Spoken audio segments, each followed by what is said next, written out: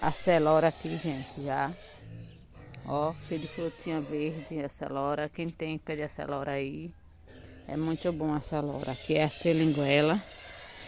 Olha, a seringuela com fruta ainda, banda de frutinha. Olha, vamos aí, galerinha.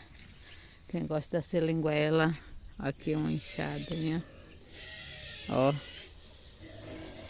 já tá inchada aqui, não tá madurona não, essas. As maduras já tirou. Isso aqui é as que tá inchada.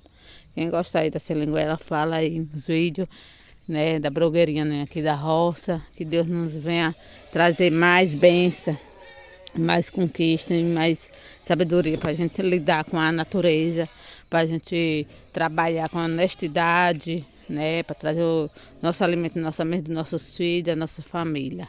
Então é isso. Quem gostou desse vídeo, curte e comente bastante.